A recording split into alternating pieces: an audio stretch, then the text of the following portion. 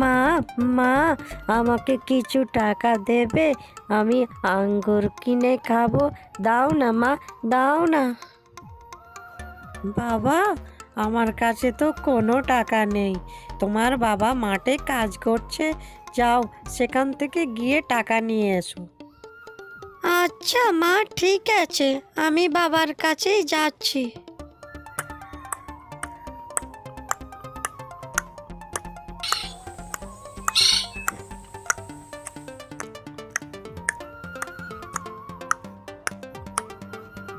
বাবা, বাবা, আমাকে কিছু টাকা দাও না বাবা, আমি আঙ্গুর কিনে খাবো। দাও না বাবা, দাও না আমাকে কিছু টাকা।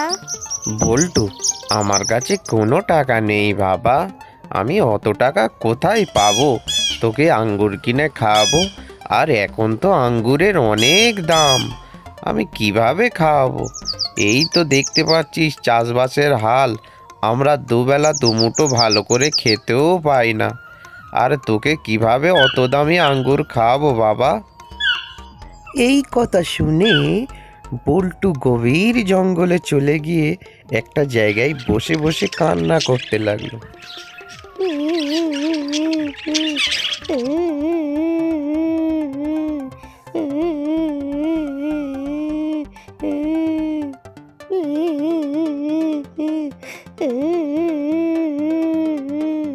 আরে, মনে হচ্ছে কোথাও কোনো ছেলের কান্নার আওয়াজ শুনতে পাচ্ছি।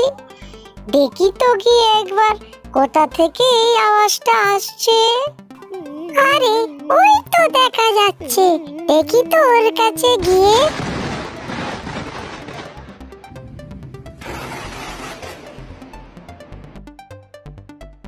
আরে, ও তো একটা ছোট্ট বাচ্চা ছেলে।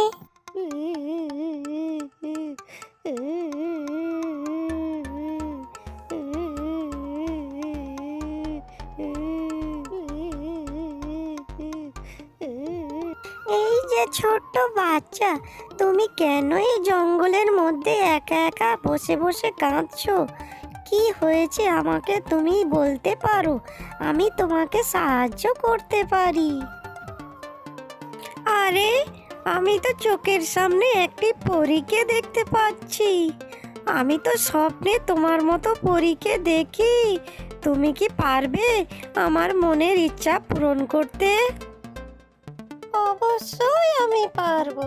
তুমি একটাবার তো আমাকে বলে দেখো। আমার খুব ইচ্ছে করছে আঙ্গুর খেতে। তুমি কি আমাকে আঙ্গুর এনে দিতে পারবে? তাহলে আমাকে আঙ্গুর দাও। এই বলার সাথে সাথেই পরীটা এক থোলা আঙ্গুর নিয়ে বল্টুর হাতে ধরিয়ে দিয়ে বলল, তুমি আমার সামনে খাও, আমি দাঁড়িয়ে দাঁড়িয়ে দেখব।